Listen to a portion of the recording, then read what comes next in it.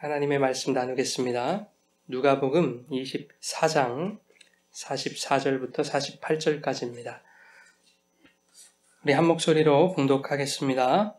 또 이르시되 내가 너희와 함께 있을 때에 너희에게 말한 바 곧 모세의 율법과 선지자의 글과 시편에 나를 가리켜 기록된 모든 것이 이루어져야 하리라 한 말이 이것이라 하시고 이에 그들의 마음을 열어 성경을 깨닫게 하시고 또 이르시되 이같이 그리스도가 고난을 받고 제3일에 죽은 자 가운데서 살아날 것과 또 그의 이름으로 죄사함을 받게 하는 회개가 예루살렘에서 시작하여 모든 족속에게 전파될 것이 기록되었으니 너희는 이 모든 일의 증인이라. 아멘. 살아계신 하나님의 말씀입니다. 할렐루야. 이 예배 나오신 모든 분들 주님의 이름으로 환영하고 사랑하고 축복합니다. 예배 가운데 하나님의 영광이 나타나고 또 주님만 높임 받으시는 그런 거룩한 예배가 되기를 소망합니다. 또한 예배하는 여러분들 가운데 하늘의 위로와 은총이 이 시간 가득 임하시기를 주님의 이름으로 축원합니다. 오늘은 예수 닮은 교회라는 제목으로 하나님의 은혜를 나누겠습니다. 우리 교회가 개청 예배를 드린 지 오늘로서 꼬박 1년이 되었습니다. 물론 개청 예배를 드리기 3개월 전부터 저와 사모와 또 우리 아이 이렇게 셋이서 예배를 드리기 시작했습니다. 이 예배당에 아무것도 없이 의자 3개만 덩그러니 이렇게 펼쳐놓고 그렇게 예배를 드렸는데 그때 제 심정은 이랬습니다. 어떤 허전함이라든지 너무 텅 비어있는 거 아닌가 라든지 이런 감정을 느낄 겨를이 없었습니다. 텅 빈 공간만큼이나 아니 그 이상으로 당신의 온기로 가득 채워주시는 성령님이 지금 우리와 함께 하시다라는 그런 느낌을 강하게 받을 수 있었기 때문입니다. 텅 빈 공간에 울려 퍼지는 여러분의 찬양 소리, 그 공명을 여러분 느껴보신 적 있으시지요? 그 공명이 막 느껴지니까 마치 주의 천사들을 대동하신 성령께서 지금 우리와 함께 찬양하고 계시다라는 그런 느낌을 받을 수가 있었습니다. 그 당시 제 안에 가득 차있던 찬양의 가사가 이렇습니다. 주와 함께라면 가난해도 좋아. 참된 부요함이 내 안에 가득하니까. 정말 사실 그랬습니다. 아무것도 없고 텅 비어 있으니까 채울 것은 주의 성령밖에 없었습니다. 텅 빈 공간도 주님과 함께라서 좋았고 그래서 평안했고 걱정이 없었습니다. 오히려 비어 있을 때에 더 많이 그리고 더 강력하게 채우시는 참된 부요함을 경험할 수가 있었습니다. 이것이 저희 목회에 있어서 대단히 중요한 버팀목이 되어줄 것을 저는 믿어 의심치 않습니다. 제가 이러한 은혜를 경험하지 못했다면 저는 지금 아마도 숫자에 연연해하고 있었을 것입니다. 불어나지 않은 성도 수에 날마다 고민하고 걱정하면서 그 스트레스를 받고 있었을 겁니다. 그러나 저는 믿습니다, 여러분. 우리 교회 성도 수가 많지는 않지만 그것과는 상관없이 참된 부요함이신 성령께서 우리와 함께 계심을 믿습니다. 저와 여러분의 삶 가운데 함께 하심을 믿습니다. 여러분 교회 밖에 유리벽에 아가서 2장 10절 말씀이 붙어 있지요. 나의 사랑되어 어여쁜 자야 일어나서 함께 가자. 이 말씀처럼 우리 교회가 주님과 함께 가는 그리고 주님이 인도하시는 교회가 될 줄 믿습니다. 그래서 숫자와는 상관없이 우리 교회는 주님이 함께 하시는 부요한 교회다라고 하는 것을 여러분 믿음으로 고백하시기를 부탁드립니다. 우리 예수 닮은 교회는 정말로 예수님을 닮아가고자 그 소망을 가지고 출발했습니다. 가장 예수를 닮은 모습이 어떤 모습일까 한번 생각해 봤습니다. 여러분 예수님은 어떤 분이시죠? 예수님은 말씀이죠. 말씀이 육신이 되어 우리 가운데 거하셨다. 그리고 그 말씀이신 예수는 말씀을 이렇게 요약하십니다. 말씀의 핵심, 우리에게 지키라고 말씀하신 그 말씀의 핵심, 그것을 2가지로 요약하시는데 첫째는 하나님 사랑이고 둘째는 그와 같으니 이웃사랑입니다. 하나는 하나님 사랑, 둘째는 이웃사랑이 아니라는 거죠. 첫째는 하나님 사랑, 둘째도 그와 같으니 이웃 사랑이라. 그러니까 하나님을 사랑한다는 것은 이웃을 사랑하는 것이다. 이웃을 사랑하지 못하면 하나님 사랑하는 것 아니다 라는 얘기입니다. 즉 말씀은요, 사랑입니다. 즉 예수는 사랑이다, 이렇게 성경이 말씀하고 있는 거죠. 사랑이신 예수께서 사랑을 실천하신 내용, 그것이 바로 복음입니다. 그러니 가장 예수를 닮은 교회의 모습, 그것은 사랑이신 예수를 품고 예수님처럼 그 사랑을 실천하는 것이겠습니다.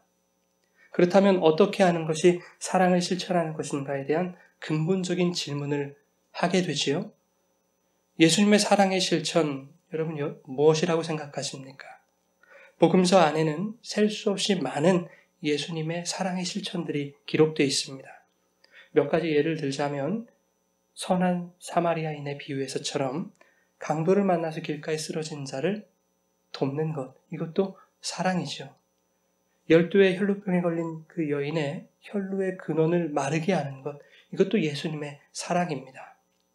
죄인과 세리들, 유대인들은 너희들이 죄인이다, 세리들이다, 이렇게 정죄하고 비난했지만 그들을 어떻게 하십니까? 친구로 삼아주셨습니다.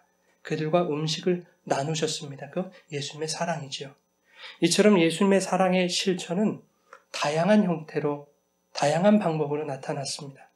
그렇다면 이런 다양한 형태, 다양한 방법의 사랑의 실천들을 아우르는 사랑의 근본적인 정신은 무엇일까?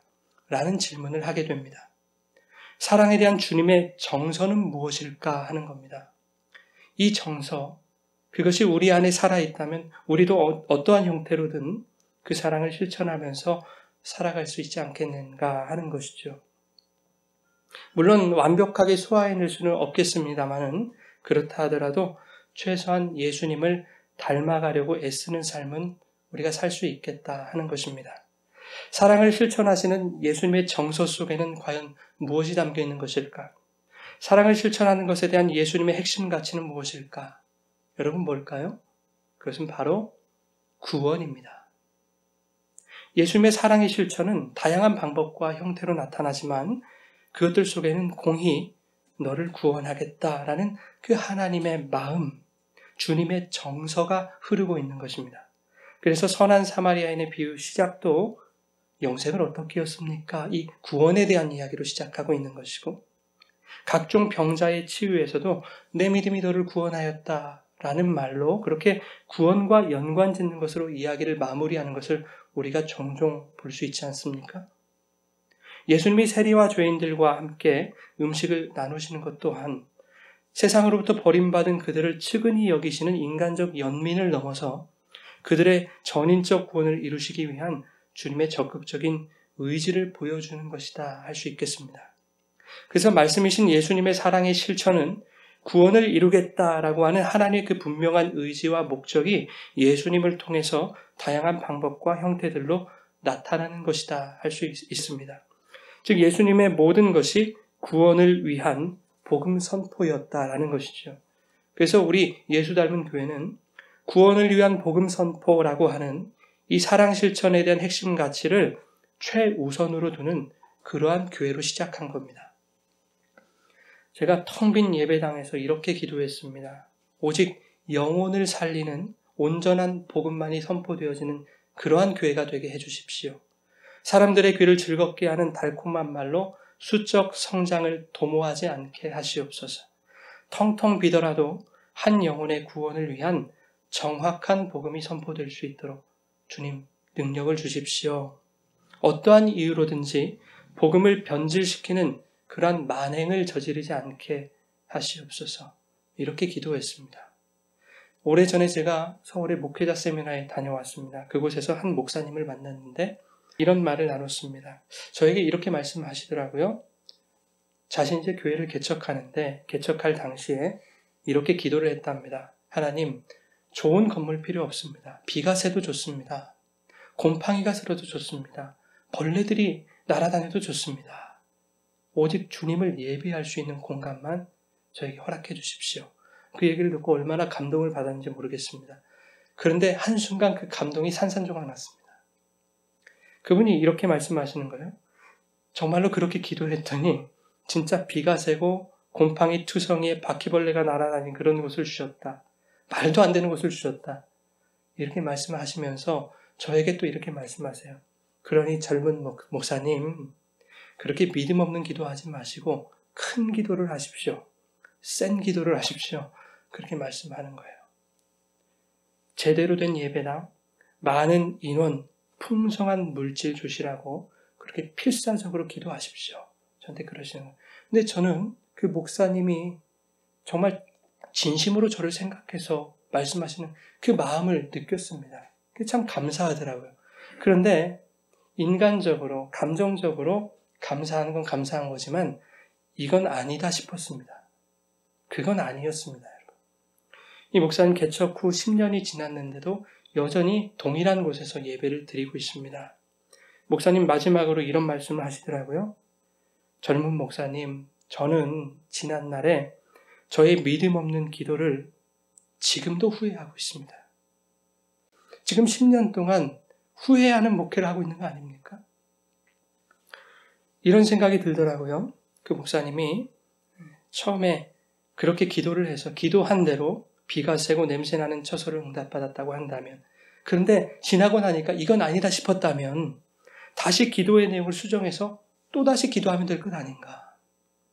이전에 기도한 대로 응답하신 하나님이 오늘 수정 보완한 기도대로 또 응답해 주시지 않겠는가.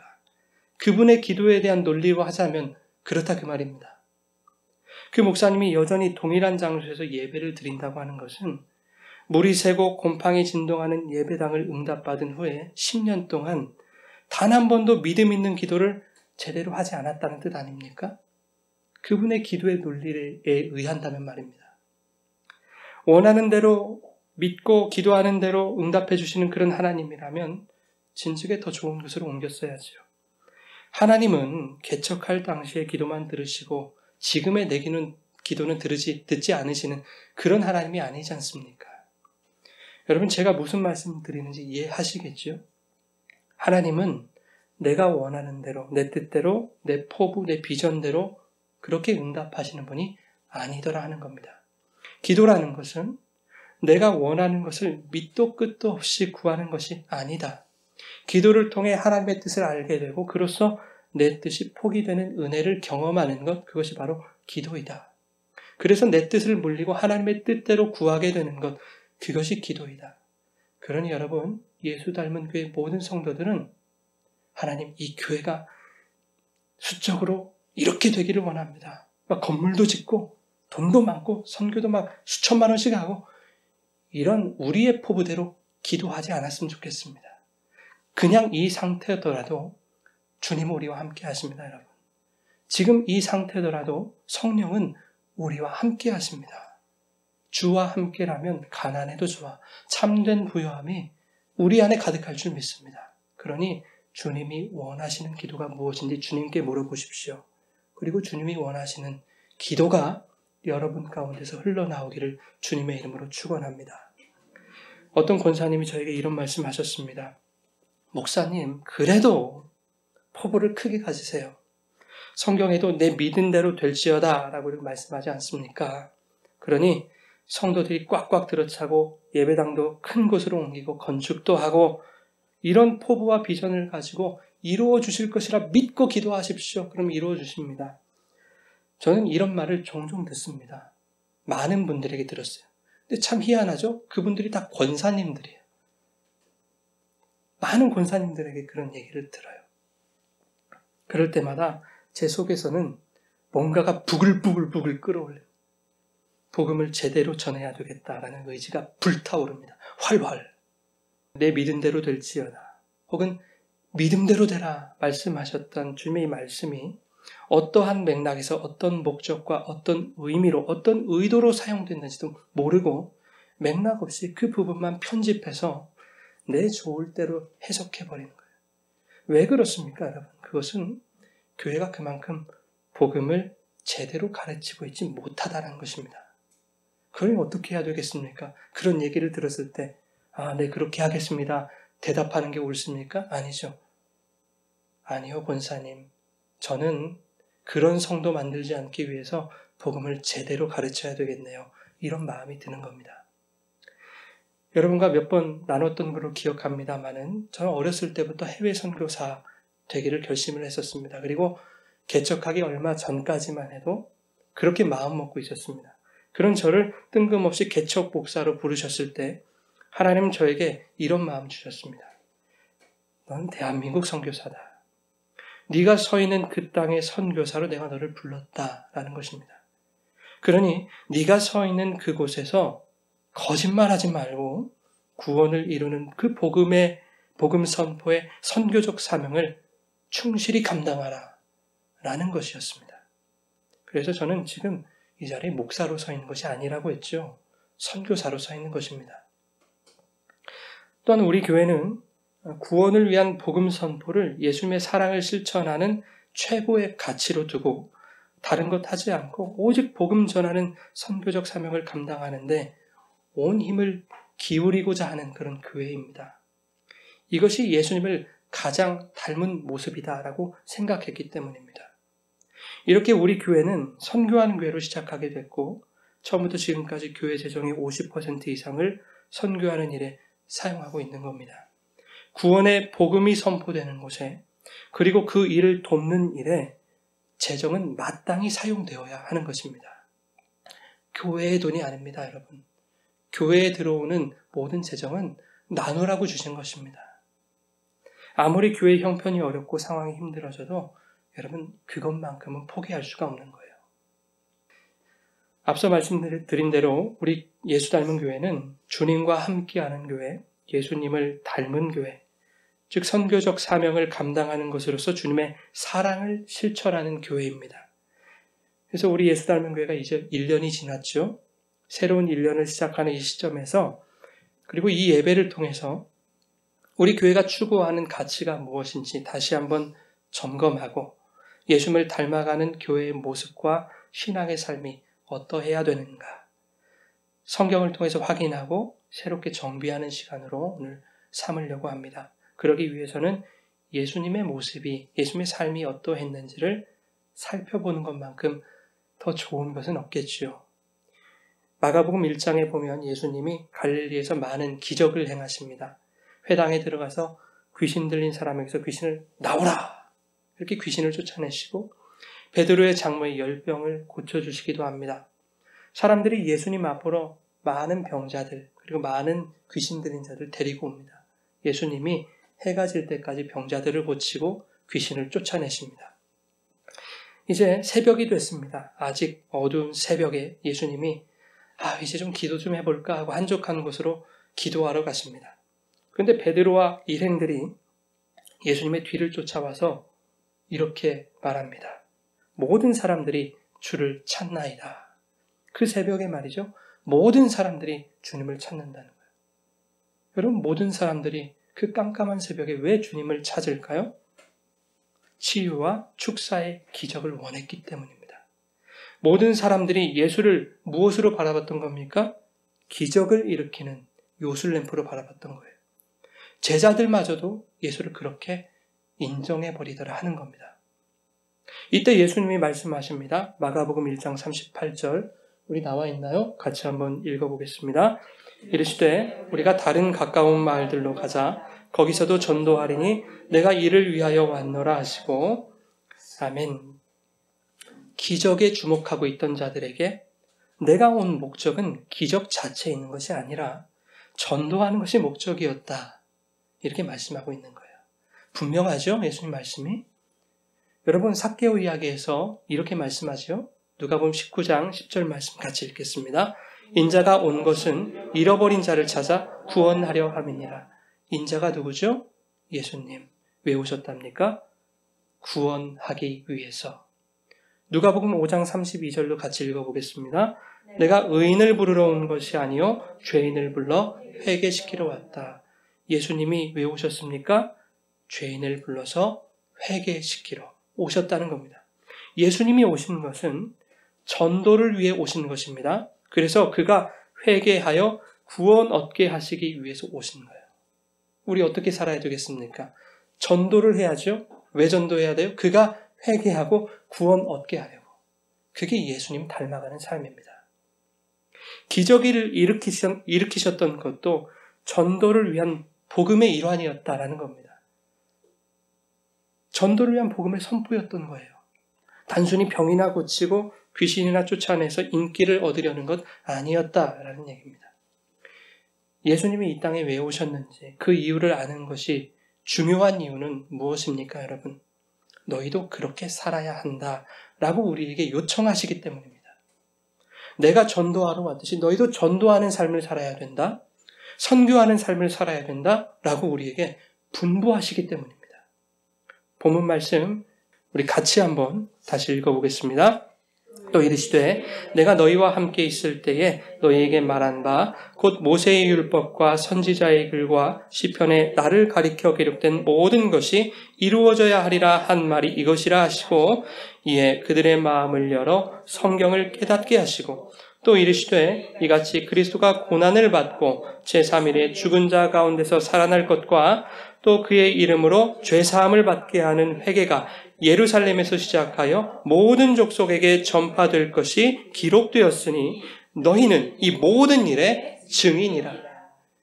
부활하신 예수님께서 제자들에게 구약의 모든 말씀을 설명하시고 제자들의 마음을 열어서 그것을 깨닫게 하시는데 구약의 모든 말씀은 사실 두 가지 주제에 대해서 기록된 것이다 라고 지금 정리해주고 계시는 것입니다. 첫째는 뭐냐?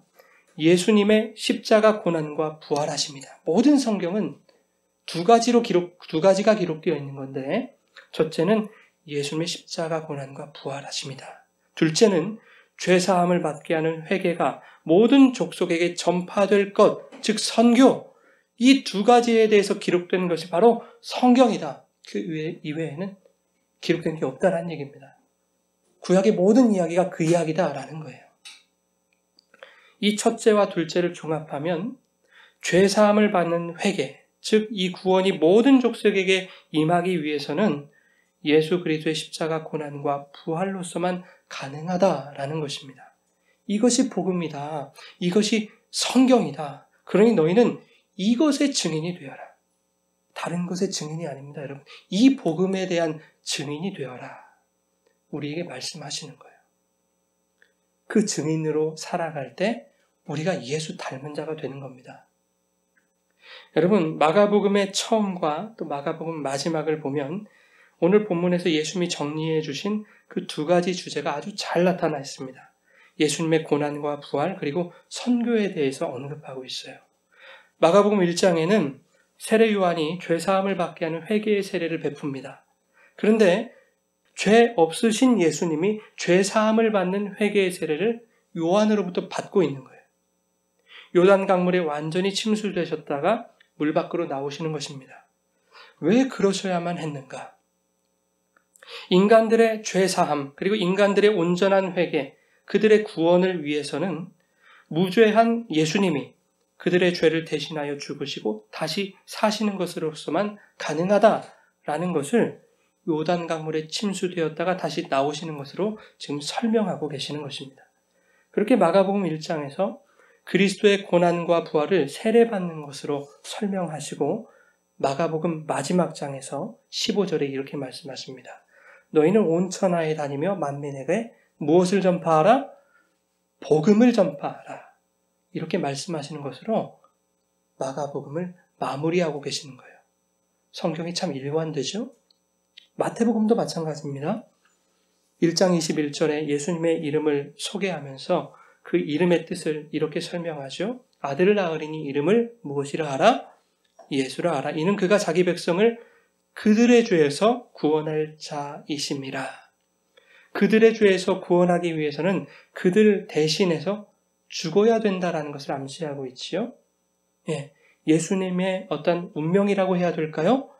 이러한 것을 넌지시 보여주는 거예요.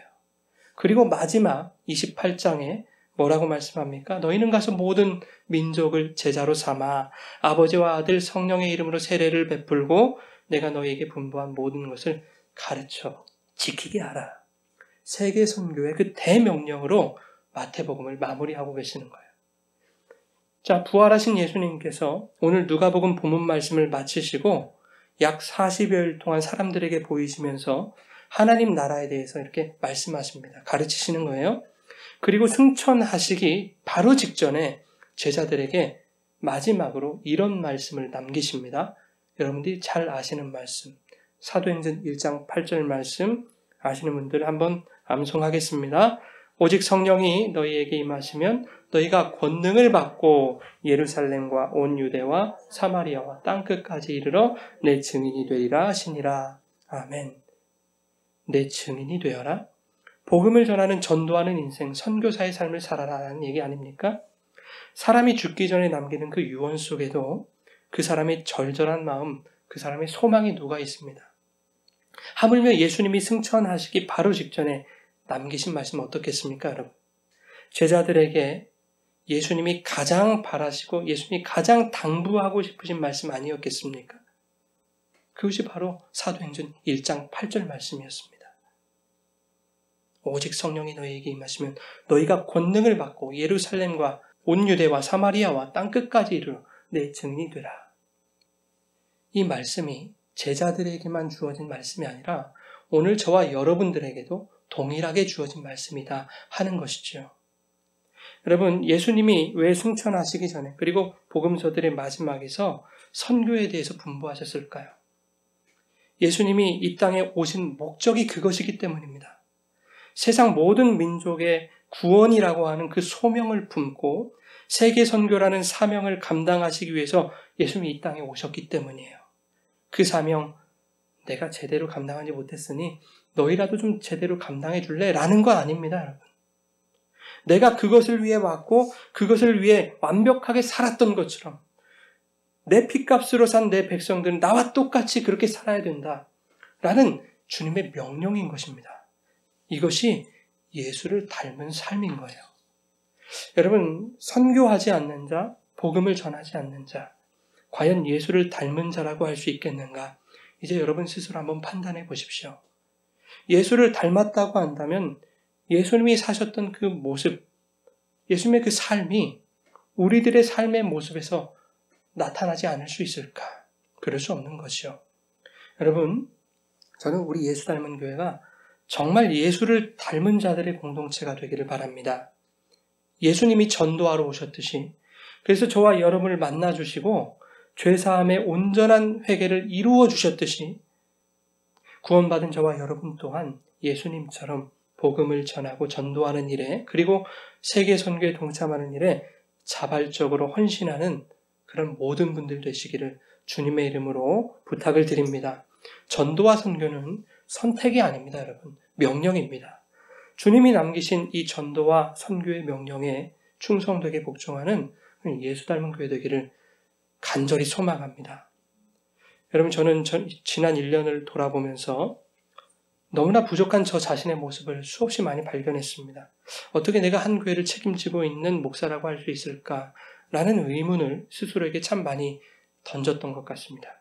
몸이 아픈 것도 싫고 지혜가 부족한 것도 싫고 더 기도하지 못하고 더 복음 전하지 못한 것이 참 부끄러웠습니다. 하나님 앞에서 우리는 이렇게 부족하고 모자란 존재들입니다. 그럼 우리가 어떻게 선교를 감당하고 전도에 충실할 수 있을까라는 의문이 듭니다. 어떻게 해야 하는지 방법도 잘 모르겠고 감당할 능력도 없는 것 같고 너무 초라한 그 교회의 재정적 현실, 그리고 개인의 신앙적 그리고 현실적인 한계들, 이러한 것들이 우리의 신앙과 선교적 사명을 위축시키지 않습니까? 얼마 전에 매우 가까운 지인에게 제가 복음을 전했습니다. 꽤 친한 사이였지만 1분이 지났을까요? 어느샌가 차가운 시선과 반응이 돌아왔습니다. 무시함으로 일관하는 그의 어투와 비웃음 섞인 한숨이 들려왔습니다. 그 순간 저의 심정이 어땠을까요, 여러분? 솔직히 말씀드립니다만은 다시는 그 사람 보고 싶지를 않더라고요. 솔직한 마음이었습니다. 다시는 내가 너한테 복음 전하나 봐라. 내 눈에 흙이 들어가는 한이 있더라도 너한테 전도는 안 한다. 이런 마음이 들더라고요. 여러분, 이게 목사가 가질 마음입니까? 그러면 안 되는 거잖아요, 여러분. 얼마나 나쁜 마음입니까? 얼마나 베베 꼬인 마음입니까? 이건 목사 자격 박탈이죠, 여러분. 네, 얼마나 회개했는지 모릅니다. 그런데 여러분 성경을 통해서 위로를 받습니다. 구약 성경에 요나라는 인물이 나와요. 요나는 선지자였습니다. 요나서 1장 1절에 그가 아미떼의 아들이다 라고 소개합니다. 아미떼라는 말은 히브리어로 에메트, 진리를 나타내는 단어입니다. 그러니까 요나는 진리의 아들이다 이렇게 소개되고 있는 거예요. 근데 요나라는 이름 자체는 비둘기를 의미합니다. 비둘기는 평화, 순결, 순수를 의미하기도 하지만 호세아서 7장에 보면 어리석고 지혜 없는 동물로 묘사되기도 하고 11장에 보면 겁이 많고 하찮은 동물로 묘사되기도 합니다. 그러니 요나라는 선지자는 진리의 아들이면서도 지혜가 없는 어리석은 자, 겁 많은 자로 표현되고 있는 거예요. 하나님의 자녀이면서도 하나님의 백성이면서도 많은 경우에 지혜가 없고 어리석고 겁 많은 저와 같은 사람을 지칭한다라는 느낌을 받았습니다.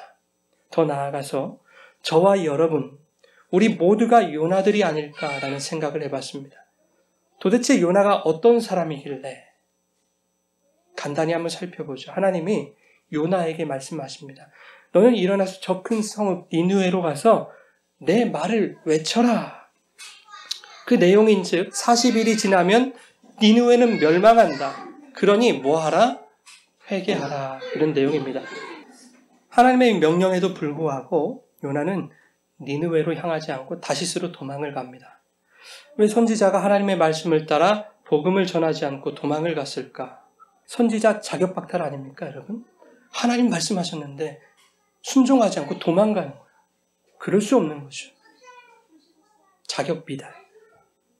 이유가 있죠, 여러분. 니느웨라는 나라는 아수르의 수도였습니다. 북왕국 이스라엘이 BC 722년경에 아수르에게 멸망을 당합니다. 그리고 이제 아수르가 북이스라엘 사람들을 포로로 끌고 가는데 문헌에 따르면 이렇게 끌고 갔다 그래요. 코를 뚫어서 갈고리에 꿰어서 끌고 갔다. 이보다 더 잔악무도한 방법들이 동원되었다고 합니다. 여러분, 포로의 삶이라는 거 어떻습니까? 얼마나 힘들고 고통스러웠겠습니까? 북왕국 이스라엘에서 활동하던 그 요나 입장에서는 니느웨라는 나라가 어떤 나라입니까? 그냥 원수 같은 놈들인 거예요. 원수의 나라. 그래서 그런 왼수들에게 하나님의 말씀을 전하기가 죽기보다 싫었던 거예요. 왜요? 혹시라도 회개할까 봐. 회개하면 벌 못 받잖아. 그래서 다시스로 도망간 거예요. 그런 놈들한테는 다 말씀 전하기 싫다. 요나가 다시스로 가기 위해서 탔던 배가 이제 풍랑에 휩쓸리잖아요. 요나는 알죠. 이 풍랑이 나 때문에 일어난 것이다.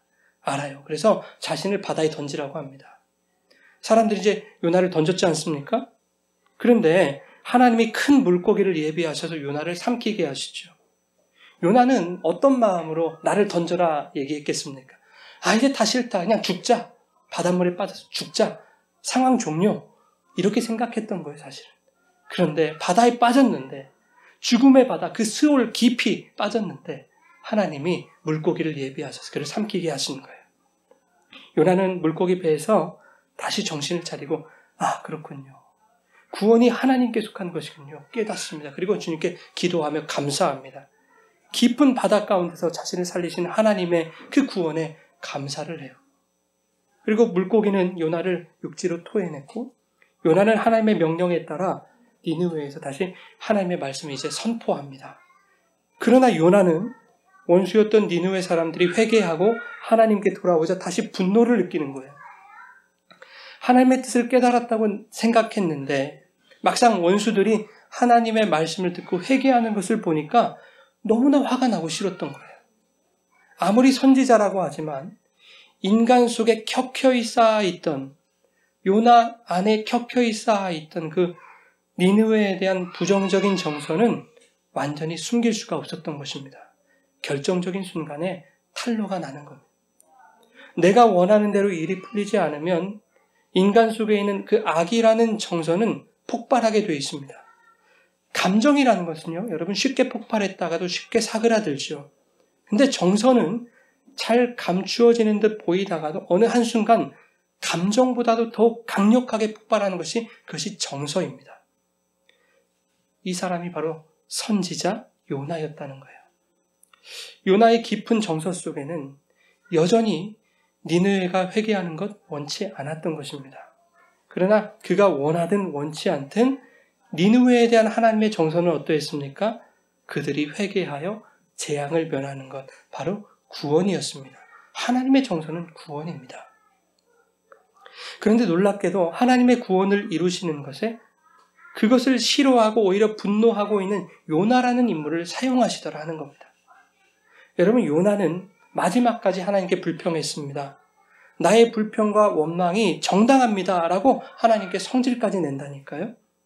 하나님은 그런 요나를 타이르시는 것으로서 요나서를 마무리합니다.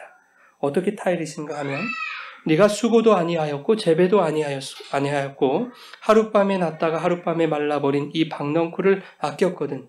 하물며 이 큰 성읍 니느웨는 좌우를 분별하지 못하는 자가 12만여 명이요 가축도 많이 있나니 내가 어찌 아끼지 아니하겠느냐.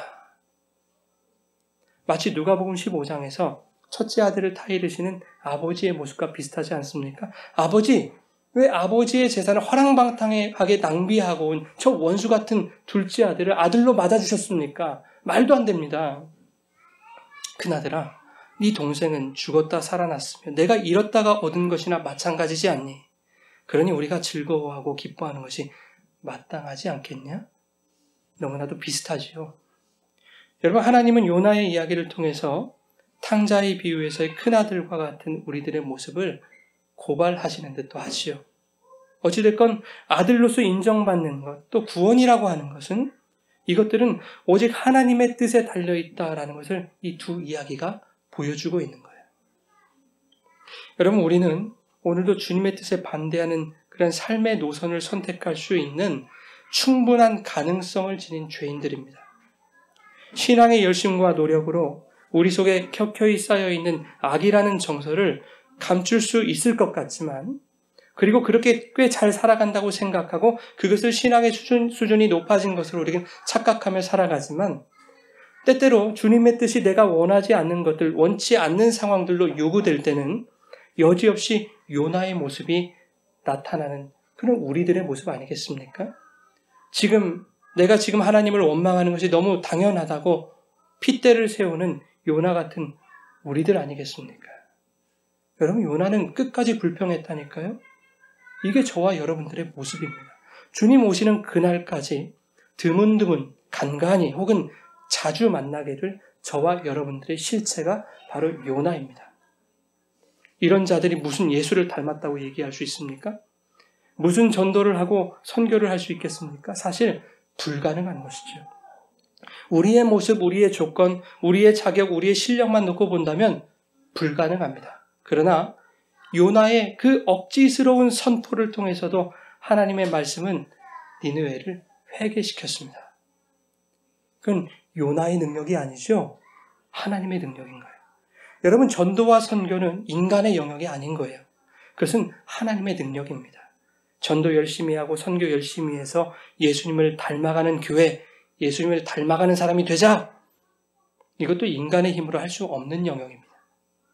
도무지 예수를 닮아갈 수 없는 자들에게 하나님이 함께 하셔서 가능성 없는 자들을 통해서도 하나님의 일을 이루어 가시고 그렇게 예수를 닮게 만드시는 하나님의 능력인 거죠. 여러분, 우리의 신앙의 정서로는 결코 예수를 닮아갈 수가 없습니다. 결코 전도의 삶과 선교의 사명을 감당해낼 수가 없습니다. 요나와 함께 하신 하나님께서 우리와 함께, 그리고 예수 닮은 교회와 함께 하실 때 하나님이 그 전도의 삶과 선교의 사명을 감당해 가실 줄 믿습니다. 마태복음 1장 23절에 이렇게 말씀합니다. 우리 같이 읽어볼까요? 보라, 처녀가 잉태하여 아들을 낳을 것이요.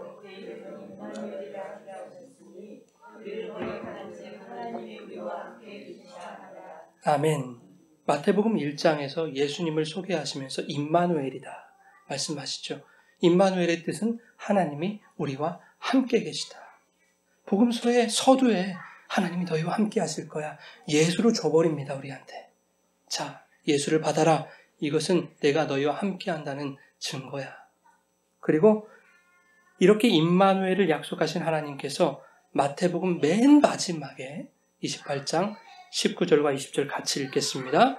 그러므로 너희는 가서 모든 민족을 제자로 삼아 아버지와 아들과 성령의 이름으로 세례를 베풀고 내가 너희에게 분부한 모든 것을 가르쳐 지키게 하라. 볼지어다 내가 세상 끝날까지 너희와 항상 함께 있으리라 하시니라. 아멘. 세계 선교의 사명을 주시는 것으로 끝나려고 하시는데 너희들의 힘으로 감당해라 하지 아니하시고 내가 세상 끝날까지 너희와 항상 함께 있으리라.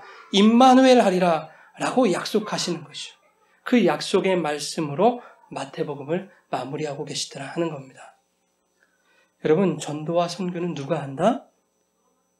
요나와 같은 우리를 통해 하나님이 이루어 가신다라는 겁니다. 교회 돈이 없어서 선교 못합니까? 전도 못합니까? 성도가 없어서 못합니까? 여러분, 아니겠지요.